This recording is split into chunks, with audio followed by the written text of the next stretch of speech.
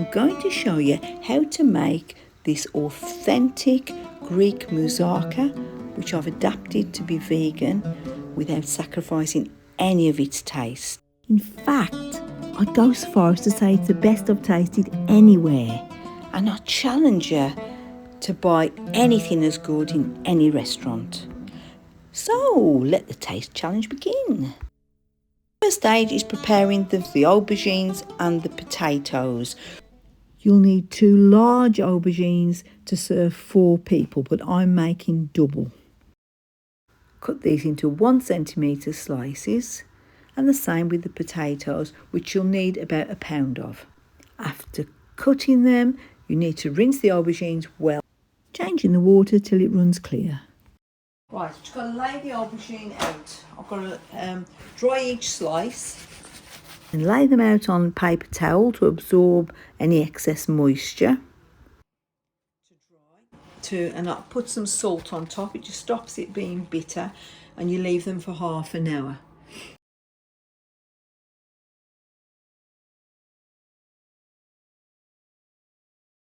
Right, potatoes next.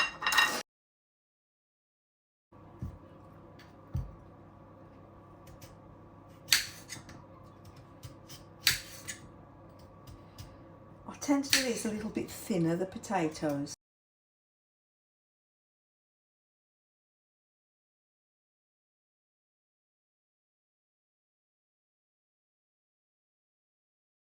Right, they're done. Let me just put those to wash.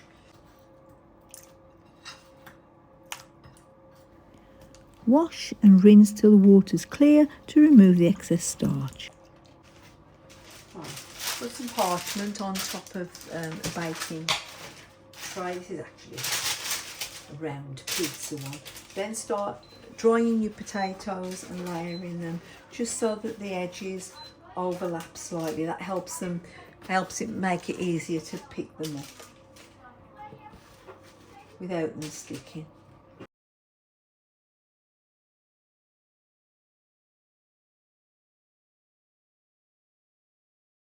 Just going to drizzle this bit of olive oil and a bit of salt. Get these in the oven. Instead of frying the potatoes and aubergine slices, I bake them in the oven till they're just starting to brown. Right, just put some olive oil across here. And then into the oven they go. You can choose to pre-cook some of this the day before if you prefer to reduce your cooking time on the day. Start by chopping the onion and garlic.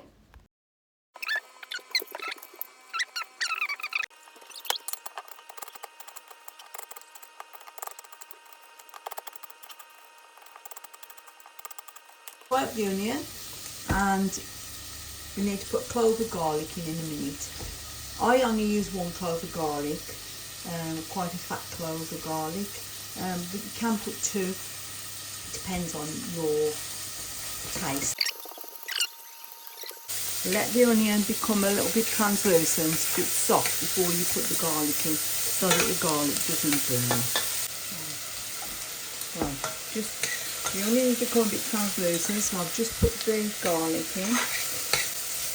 I've turned the heat down a little bit, down to the 6. And the next thing to be added in is either the plant-based meat substitute, mince, or beef or lamb mince. The vegan one has no animal fat and is not contaminated with any hormones. As you can see, there's a lot of it. I've got to kind of cook this for a few minutes to heat it through.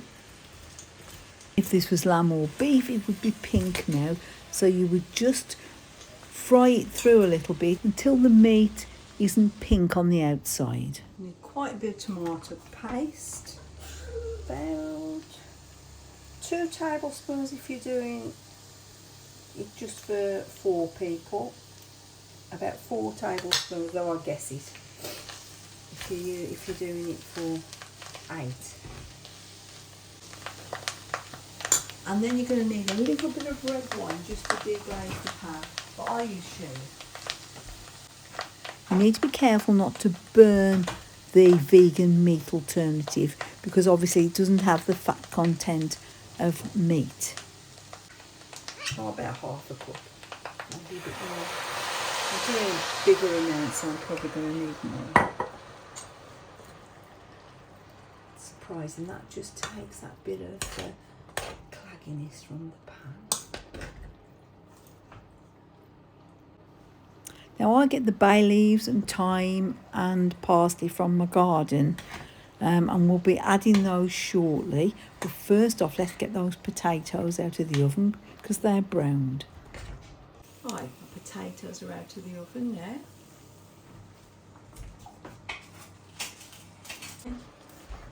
Next tray of the aubergines going in the oven until they start to brown. Right, I'm at a stage now where I can put the tomatoes into this. Tin tomatoes or passata. Tomatoes and some stock.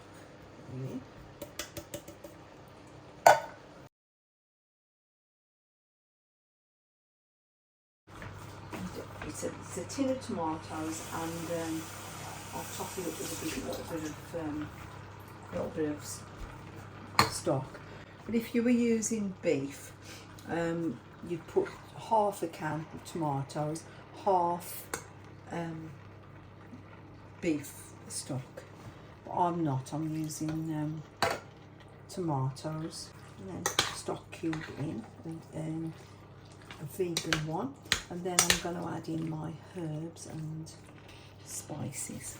Wish you could smell it. It already smells lovely. I've added a Knorr stopper. Let's get me herbs.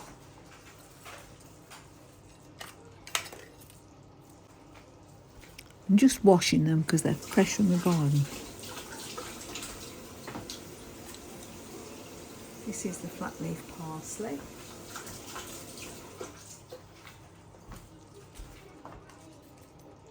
Just chop some parsley. We'll need a little bit extra for on the potatoes and the layer of aubergine. So I'll put the parsley. I'll keep a little bit back from the cheese, keep a little bit back. Next is the thyme.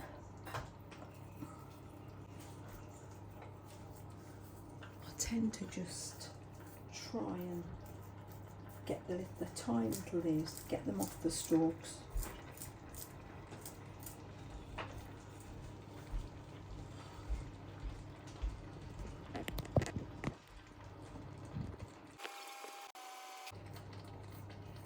I think it's about 2 tablespoons, something like that, of the thyme. I've bought enough out of the garden. That's the thyme. If I only had time, only time. Right, that's the thyme. That's the stalks that's left.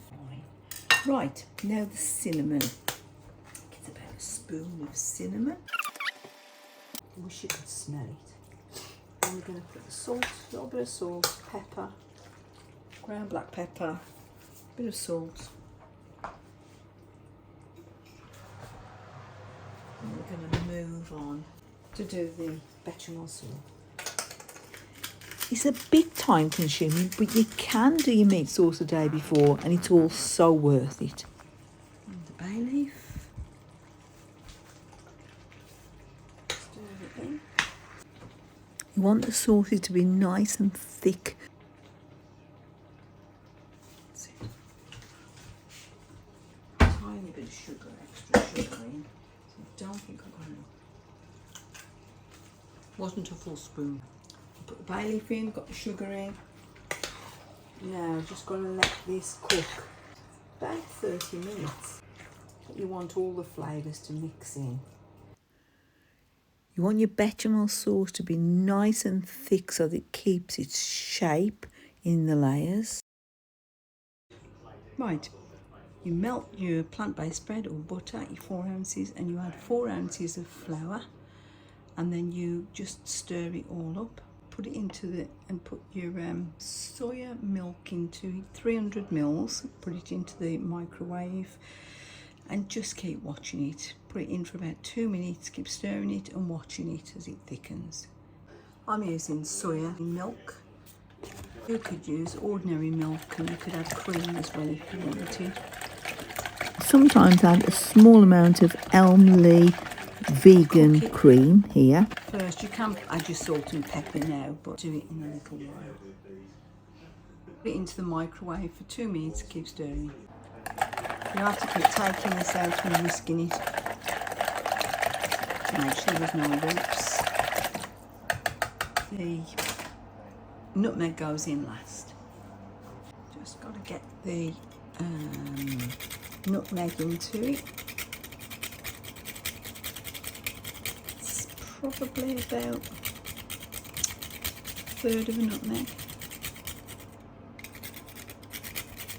No, about a teaspoon, level teaspoon. Stir it, that's nearly done. Almost there, bit of salt. And we need some pepper.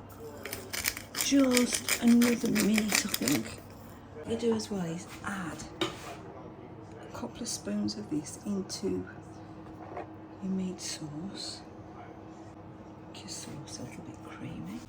Time to start layering our vegetables and sauces now. You add a tiny amount of olive oil to coat the dish to stop it sticking. Just lay your potatoes into the base of the dishes. And now I'm going to put a bit of chopped parsley onto there, and you can put either Parmesan cheese on, a little bit of Parmesan, or vegan cheese, a little bit of cheese. I will lay the aubergine on top, usually in the opposite direction. That's just to stop the sauce from leaking through. And then the same with the parsley, and oh, I forgot the salt and pepper. Hold on. Pepper, pepper.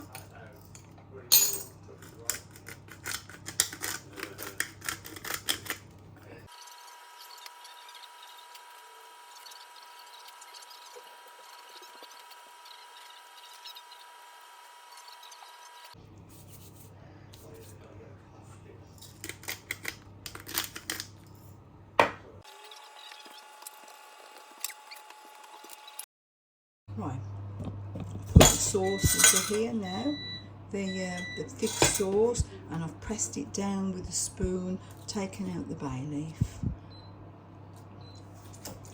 And next we need to put the aubergines on top. Okay, layer these back on top. And then you're going to add the bechamel sauce layer on top of that. And you'll notice it's really thick. That's how it's meant to be. You can add a tiny bit of pecorino or parmesan here, or vegan cheese. Right, let's get a bit of nutmeg on top. Get it in the oven.